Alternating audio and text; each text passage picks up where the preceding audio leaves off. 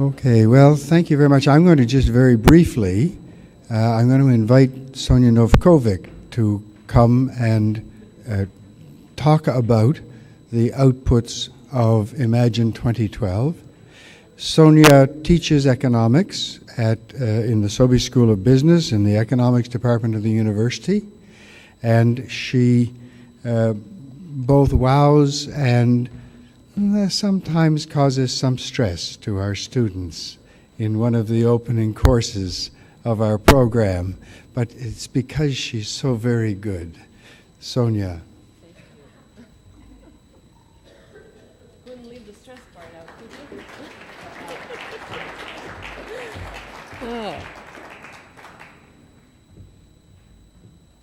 Okay. Oh, sorry, I just have to maneuver here.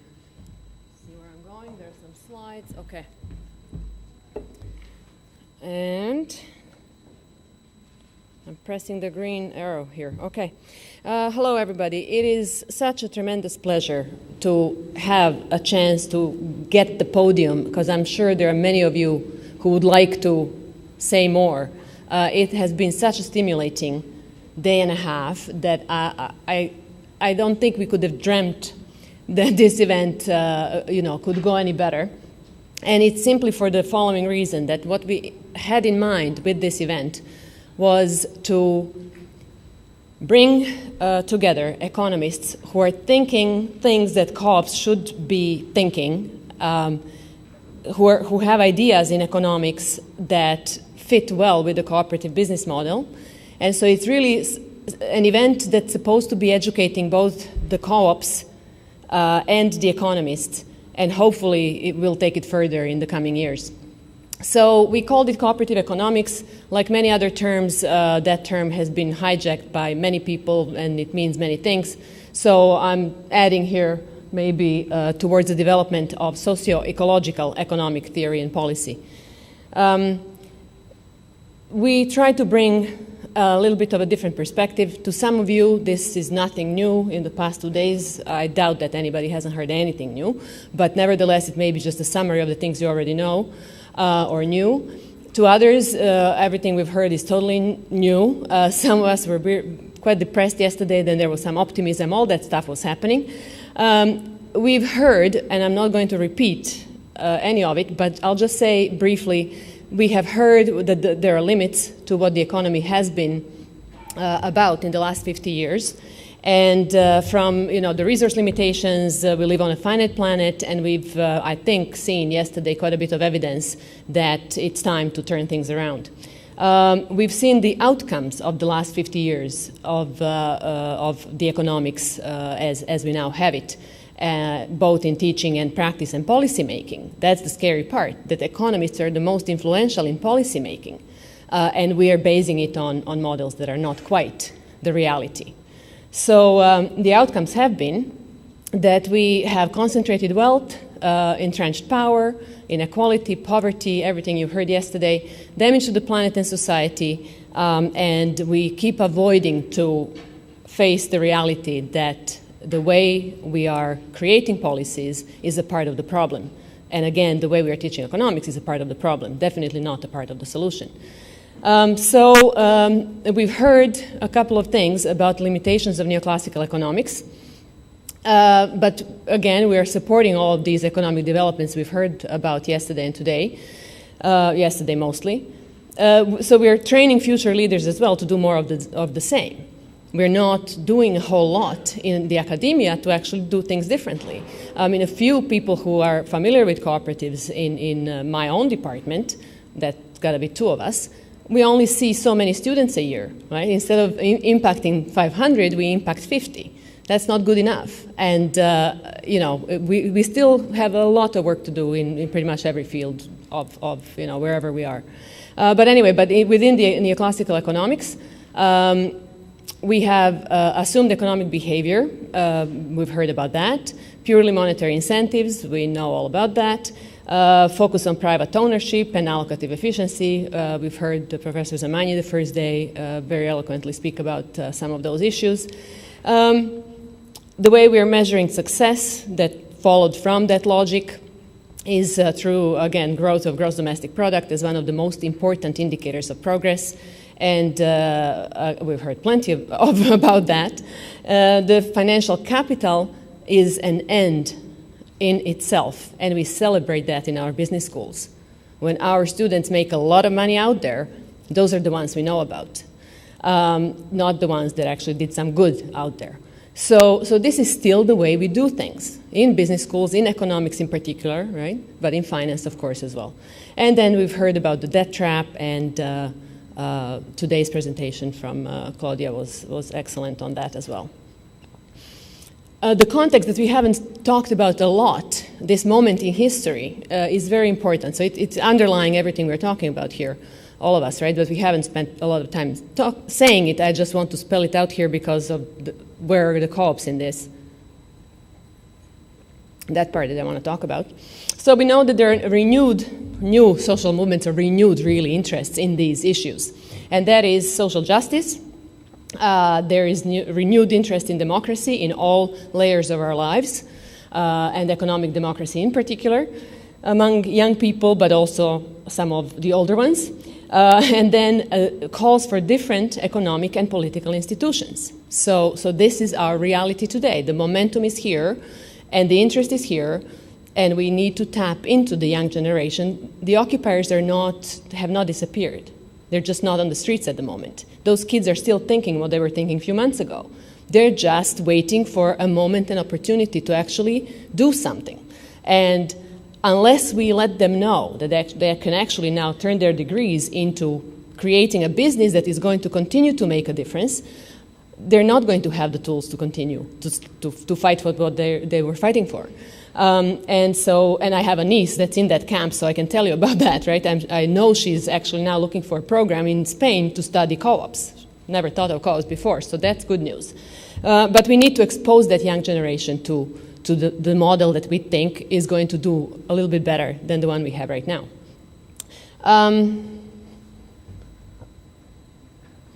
Okay, I'll have the slides up on the website as well, so if I'm not listing everything here, I hope you don't mind. All right, so a paradigm shift is necessary. That's what we've heard from our speakers. And I thank a few of my students here who were pointing. I asked them, what were the key messages to you from the day and a half, and this is what they told me. Paradigm shift, right? Among other things, thanks to the two of you. So a paradigm shift definitely is what we've heard, needs to change. And what I have heard over and over again, from the first presentation to the very last, the values. We kept hearing about the values, the underlying values that have to change in our economy.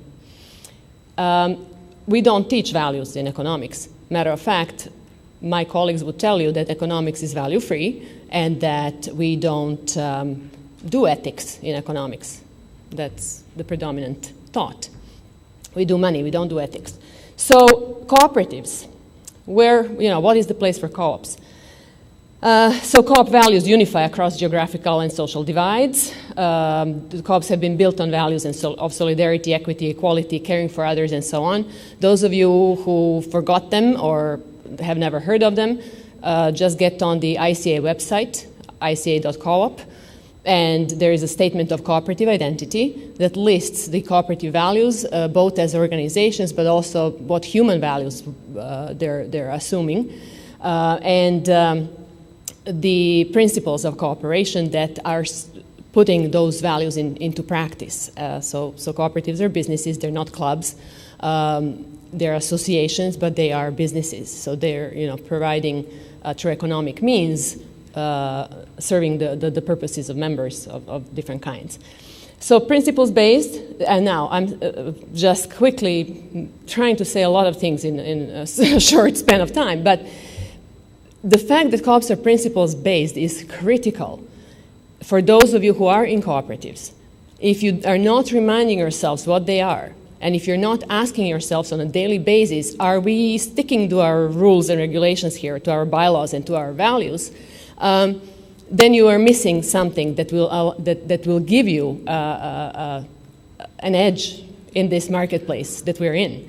Because, as Bob Yule pointed out, they cannot beat us on that. Nobody can touch you if you practice those values. So it's very important for adaptation in complex systems in particular, that Homer Dixon was talking about, because in uncertainty, when you have muddied waters, which way do you go? Unless you have principles that will guide you on the road that you should go to, any road would do, as Tom Webb points out usually, right?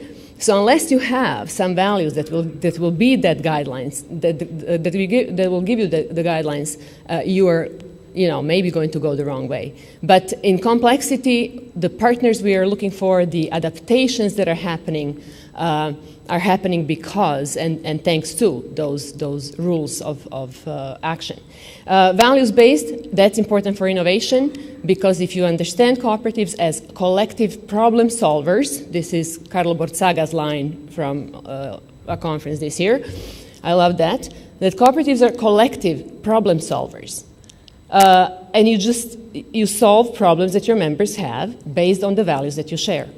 So that's another characteristic that is really critical.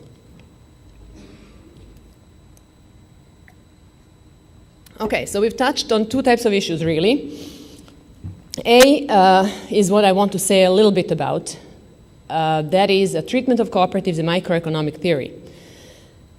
We have mentioned a little bit. Basically, a microeconomic theory of co-ops does exist, unfortunately, because it's a misinterpretation of what cooperatives are about. To those of you who mentioned that you are in co-ops and you didn't even know, if you were in a worker co-op, you would know. It's the other kinds that we need to sit down and talk about and discuss and define. Worker cooperatives, you clearly know you're a member because it makes a big difference in your life.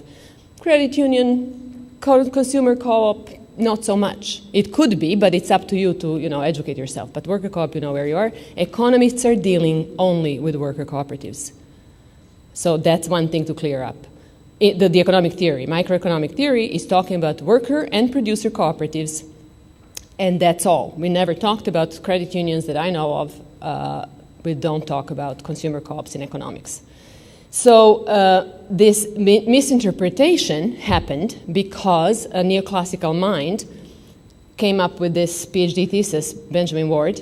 Do I have it on this slide? No, I don't. Okay, so I'll say that in the next slide just briefly. So here, basically, it's the prevailing assumption in neoclassical economics and inadequate methodology that did not capture socioeconomic character of co-ops. The reason for those who were studying cooperatives in microeconomics were not doing a good job because they were simply basing their theories on the wrong starting point. But B is what we have done in this conference mostly, is looking at the role of cooperatives in this new ethical values-based economy. So I will spend a little bit more time on B, but I want to say a couple of things on A, in the treatment of co-ops in microeconomics. So focus on worker and producer co-ops. The ownership aspect was key to that. So if labor owns capital, how is it going to behave? That was the question. And so Benjamin Ward's model in 1958 was mentioned here, based on the false assumption that workers are maximizing average income. That simply means that you want the most income per person, per member in a worker co-op. Well, then it's better to have 3 members than 5 because you're dividing money by fewer number of people. So the result of this model is the better the economy is doing, the more demand for a product, the fewer people you will have. So you will be laying your members off for the rest of you to divide more money among yourselves. Anyway, I don't even have to go there. You know that just doesn't make any sense. That's not how co-ops live, that's not what they do, but it didn't matter. This is the theory we've had over the last 60 years, and to this day, a number of papers are testing that hypothesis still. Anyway, so there's no account for or concern about employment in this model, there's no other goals, and no account of any values or principles. Now, why bother with this model thing? It's important to have a simple model in microeconomics as a counterpart to this profit maximizing, very simple, tractable, nicely mathematically workable model. It is really important, but we don't have one that is encompassing the reality of co-ops. At least if you know of one, please let me know. I will suggest one that I think is it clicked for me anyway. I'll tell you what it is in a second. So this new and promising model, one of them that I've started exploring, and it's also in that big book that Beatrice has her paper in there. I have mine with this particular theory, based on behavioral economics, the dual motives theory, where basically the evidence is that humans have this urge for a balance between the egotistic and the empathetic. Neoclassical economics has separated the two. So we're doing our economics and our business during the week, and on Sunday we satisfy our family needs and spiritual needs and so on. And business is separated very much from your social life. Here, Corey, the cognitive psychologist, basically is bringing the way we work as humans, and that we're actually balancing the two at all times. And if we actually have that balance on an ongoing basis, we're actually getting better results. Linney, who is an agricultural economist, took that, and he calls it the meta-economic theory. It's based on simultaneous pursuit of two goals, the social interest and the self-interest. So you have, for those of you trained in economics here, you have two indifference curves at the same time. It's really a dual production function is what it is. So it's a model that it has been around since 1965, but it hasn't been interpreted in these ways. And so I think it shows promise, and it's something that maybe will give us this simple model, but we need to devise then, accountants in the room, the right tools to measure that social aspect and the balance and so on. So there's, I think, some room for research where we can actually explore ways to get that simple model and see how we would have a different economy if we plug this into Peter Victor's model and run the economy this way. And anyway, so we're working on it. Now, what do co-ops have to offer to a new economic paradigm? That's what we've heard here, right? Yesterday, today, and here is a little bit of a conclusion. Because co-ops are not pursuing return on investment to shareholders, shares are not traded in financial capital markets, right? They're satisfying member needs, creating value to their members. They offer collective problem solving, as I specified, so work in teams by definition, and economic self-help that we've heard somewhat about, but also cooperation and governance by self-defined rules that Elinor Ostrom is talking about. By the way, there's the Elinor Ostrom workshop at the Indiana University, and they're talking to us to actually take her work into a meta study of cooperatives to see, to continue her studies in the context of co-ops. So we're collaborating on the Cura that Denise is with me on as well. We'll be collaborating with them to actually support that kind of research. Developing governance methods and tools to assist democratic governance processes is critically important for cooperatives. We still don't have the right tools because we are mostly, like in accounting, like in other things, adapting and adopting what has been created for investor-owned businesses, and it's just not good enough. So we really need to get our act together. We will have a symposium at St. Mary's about governance in May next year, and you guys will get the invitation.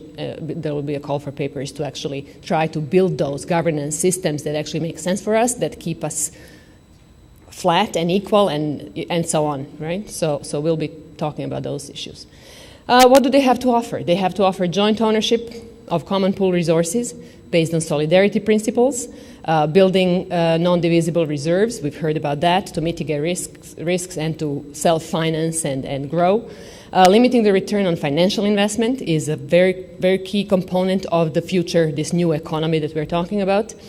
Financial capital is a means to a different end. We've seen John Fullerton's flip the picture, right? You need capital to capitalize the real economy, and it's just simply flowing through your system to help you do other things. It's not an end in and of itself.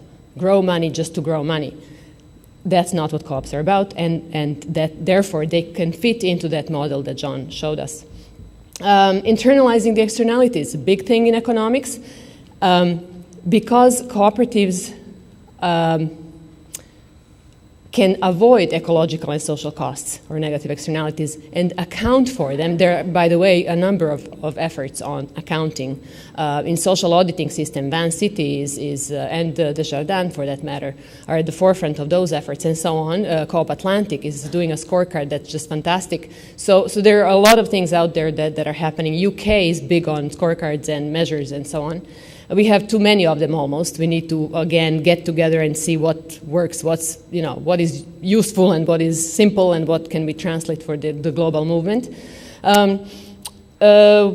Coupling, so I'm saying there we need to couple. We've heard about decoupling. We need to couple, meaning in that dual motives theory I mentioned, we need to show that co-ops, but if they work as co-ops, by following the principles and values, they will create social externalities that are positive, and David Erdahl's work is critical, and those kinds of studies, we need more of them. So we need to show that we couple actually social positive externalities by being cooperatives that adhere to values and principles. Small and locally entrenched, full cost accounting, we've heard about that, so back to local co-op, that's what co-ops do. Spin-off growth model. It's so important. We've heard about that today. We've heard about it this morning with the credit union in the Bronx, or where was it, that was facing the dilemma, should we now offer services to Manhattan? Why not spin off a Manhattan branch? Have them create a credit union so that they have it closer to home, right? So spinning off, we've heard it from Claudia just now, spin-offs as a model. So co-op development within existing co-ops and putting money into that, plus coupling, of course, with the associations and so on. But cooperatives do spin-offs. They do create other small co-ops, and then they form networks. Networks critical. Again, we've heard from Professor Vera Zamani here on networking to reach those scales, so scale economies. Subsidiarity principle is very, very critical in that. We don't talk enough about it, which is critical for democracy, democratic governance and decision making. It is decisions are taken as closely as possible to the member or to the smallest unit in the system. Again, effective governance of cooperatives uses those kinds of principles. Influencing new measures of progress, we've heard enough about that. By the way, we have Center of Excellence in Accounting at St. Mary's University that's developing these accounting models for co-ops, and it's also on our website. So the developing measures of progress at the micro level, and then feeding that into the kinds of models we've seen yesterday, and measures of gross genuine progress indicators and the gross national happiness, such as measures devised in Bhutan. So measures have to be built on values and principles of cooperation as well, because what we measure is what we do. We all know that, right? Okay, challenges, and there are many, many of them. Let's not fool ourselves. We're not there yet, unfortunately. I'd love us to be ready to move. We're not. So, internal and external, and I think I'll be quick here. Education about all these things is critically necessary. Education internally in co-ops. Many, many cooperators will tell you, and this is why Tom's idea about this master's degree we have, and other master's programs around the country, by the way, and PhDs for that matter, in co-ops. People in cooperatives know their principles, but not quite what they are. You hear that often. Ooh, I forgot. Values, we don't even list that, and so on. So keeping them up front and central in your boardrooms, in your offices, understanding what they mean, talking about them, going through them over and over again. Education can happen on a daily basis in every co-op, and so on. So on effective governance, we need to educate and find, first of all, models of effective governance for co-ops that are not going to be emulation of the competition. We cannot have our directors, as Wendy was pointing out, educated in corporate governance institutes. We need to have our own that makes sense to cooperators on the ground. isomorphism or emulating practices of investor-owned businesses is a big problem, because this is what we teach in schools, and this is the kinds of leaders that we get in cooperatives, oftentimes, not always, but often we do. And it's nobody's fault necessarily. If you get a degree, a business degree, and then you come and work in a co-op, you will apply what you've learned. But unfortunately, you haven't seen a co-op in a business school, and therefore you have, a few struggles to go through. So we need really to avoid emulating practices that are not really entrenched in the principles and values of cooperation. Capitalization, I have a question mark, because Professor Zemani pointed out in his papers that capitalization is really not a problem for co-ops, and there's mixed evidence there. We keep talking about co-ops as having this capitalization problem and access to capital and so on. Yes and no. If you really do research, we've done some in Nova Scotia, turns out that co-ops don't go for capitalization so often, and when they do, they mostly didn't have many major issues. So capital is a problem, and it isn't. The capital becomes a problem when cooperatives want to grow to a very capitalized kind of business. So it really hits when you want to be huge, when you really need a lot of money, you need access to big chunks of money, and that may be the reality for some cooperatives and some types of cooperatives at some times in their, maybe they need to access share capital and venture capital.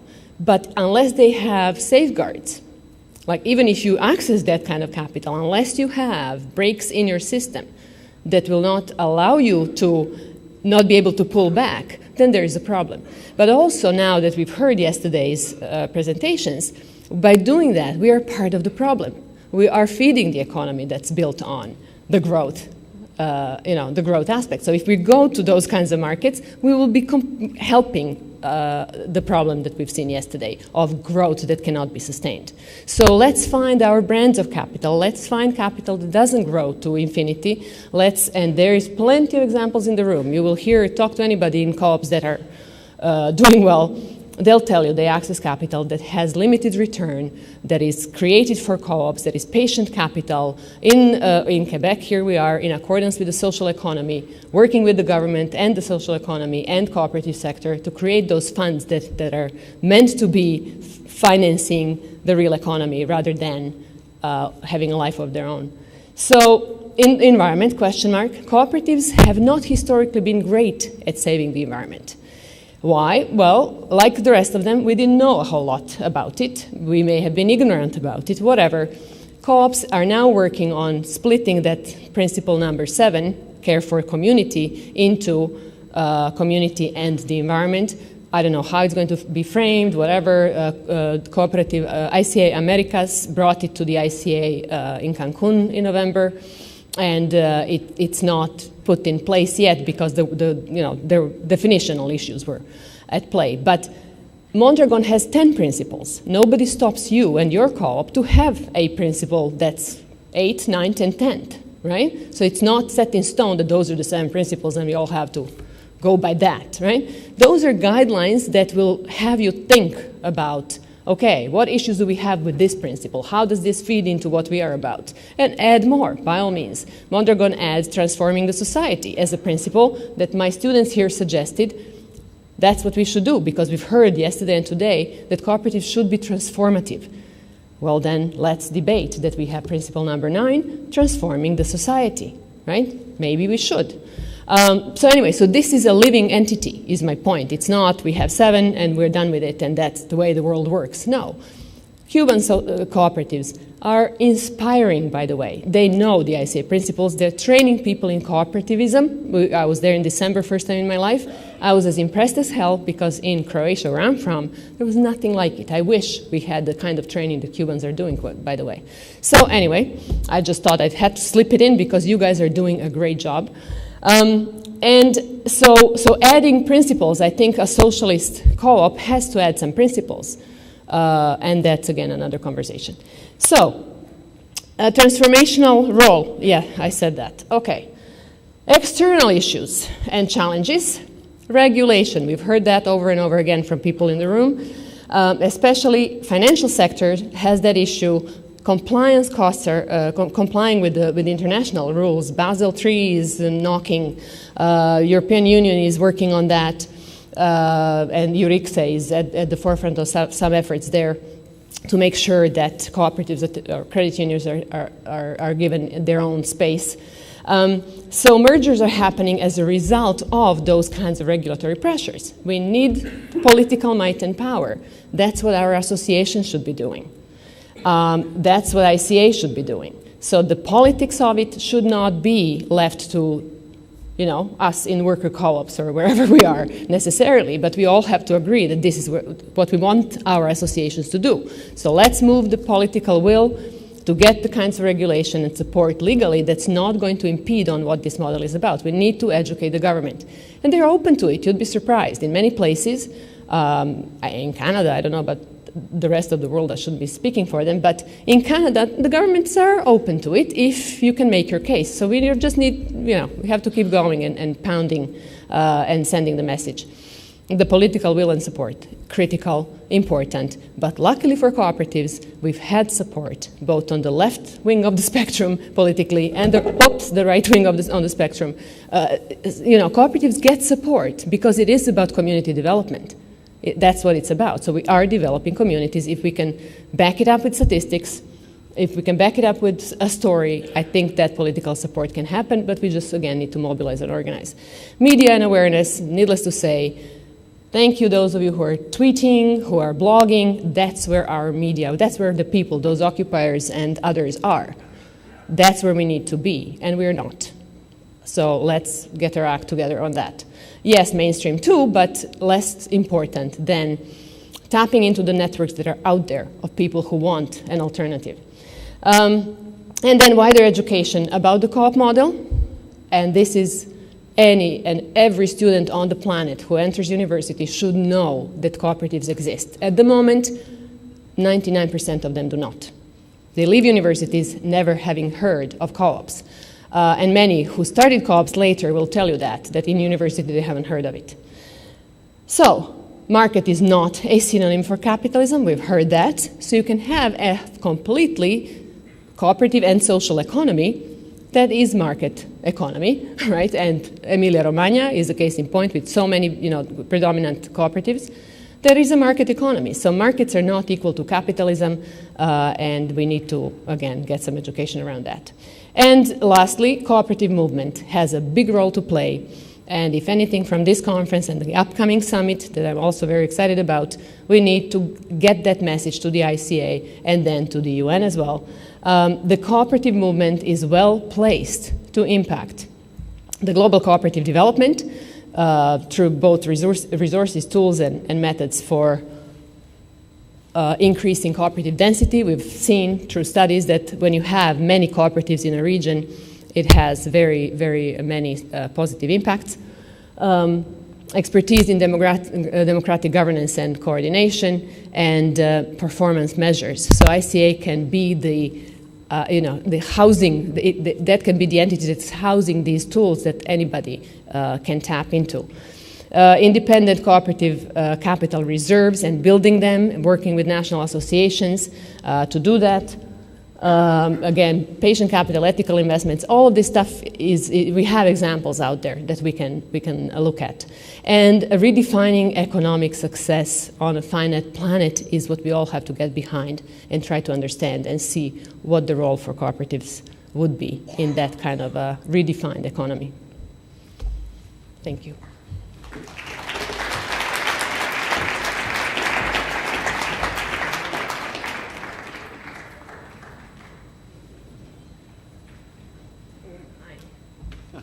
You don't get all of them. Okay, Sonia, I'd like you to come and accept our appreciation for your role not only in this last presentation, but in the conference from the beginning. Thank you so much. And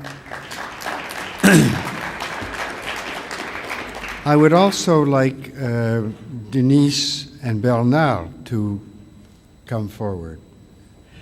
I don't know how we would have done this. I do know how we would have done it. It wouldn't have been nearly as good. So, so I want to thank you on behalf of the participants and on behalf of those of us who organized it. Great. Well, And, thank you very much. Thank you. So thank you very, very much. And so we're at basically the close. I do want to do one final thing. I would like to ask Colin Dodds to, is one of the co-hosts of the summit and an enormous supporter of this conference and our program, to say a few words. Thank you very much, Tom. And I'm sort of like a bookend, opening and then closing.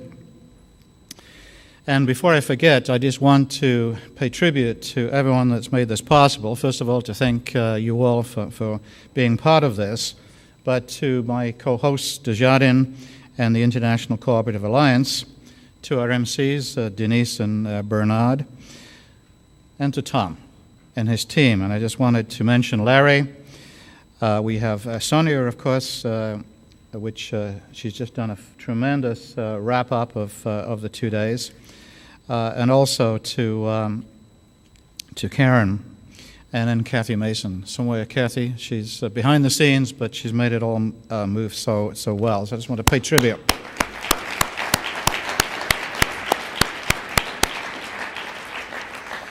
So we've covered a lot of ground since Saturday evening, and we've certainly heard about the challenges, but we've also heard about the opportunities for us as well.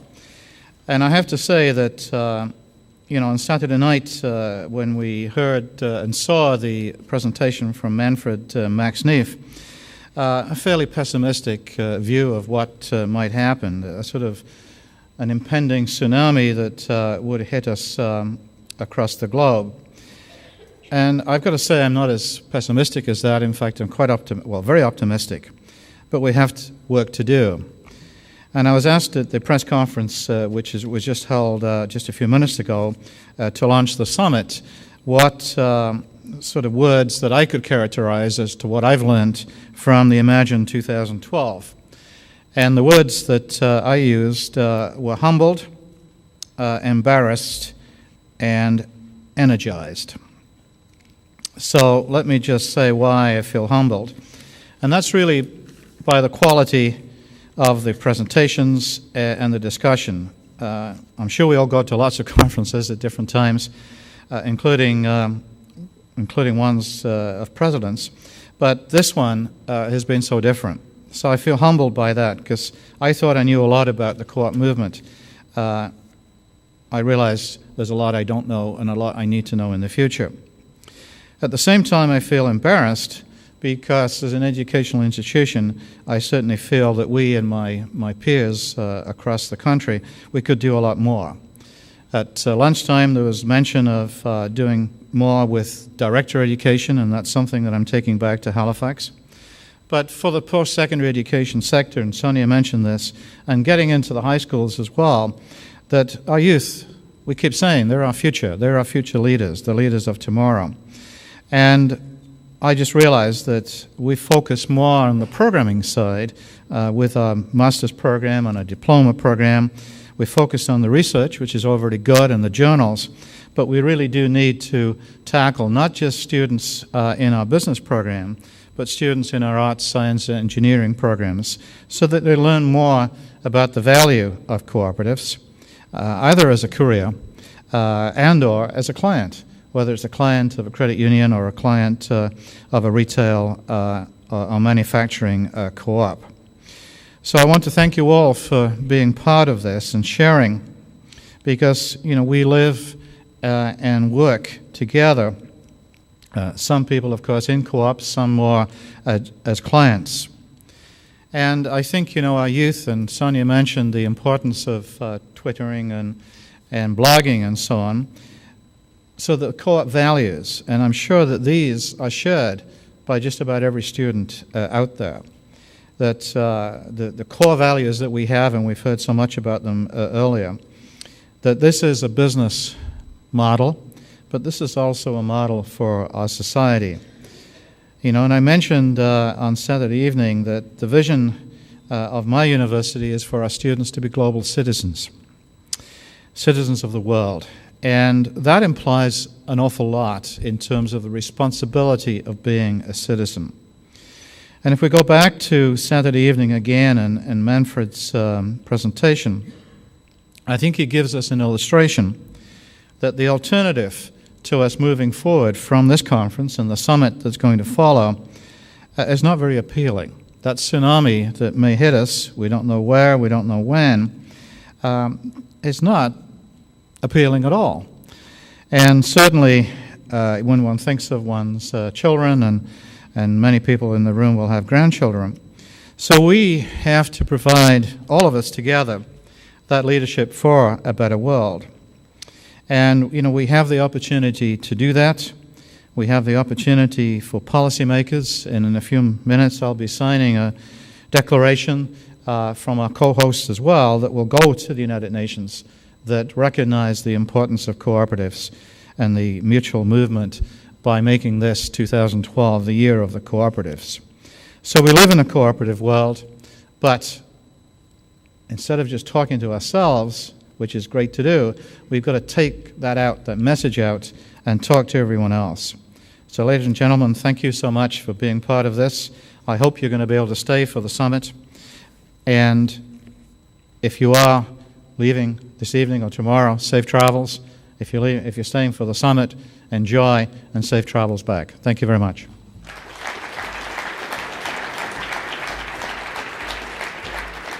So thank you very much, Colin, and thank you for your support, not just here over the last few days, but over the over the last decade. Now, I also want to say thanks to, and I'd ask you to stand just one more time, Larry, Haven, and Sonia.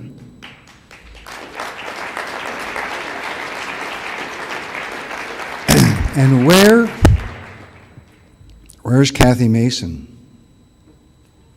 Kathy? She's went to work and pack.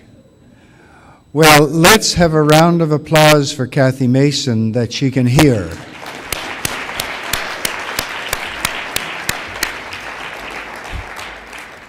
I can tell you it wouldn't have happened without her. So I get to say the last word because I'm the executive director, that's why. So some people said at some point that, a number of people mentioned to me that, oh boy, some of these presentations are depressing, And I've put my students through this in one of the courses I teach. I put them through a set of readings like this, And when we get to the end of them, I say, some of you must be saying to yourselves, I wasn't depressed at the start of this school year, but I sure am now, And I say, well, don't let that happen. Don't let that happen. You see, imagine that you were in a neighborhood and children were being hit by cars. And everybody in the neighborhood went home at night, and over the dinner table they said, I don't want to talk about it, it's too depressing. What would happen? You know what would happen. Nothing would happen. These stories we have listened to, and the analysis we have listened to in the last 2 days, this is not a source of depression, this is a source of hope. If we cannot talk about these issues, there is no hope. If we don't have the courage and the fortitude and the guts to face these issues that are around us on our planet, there is no hope. But you see, I'm not a pessimist either, and I have a lot of hope. But my hope is in you. You're the source of hope because you're here and you have the courage and you can go out there and make a difference and build a better world.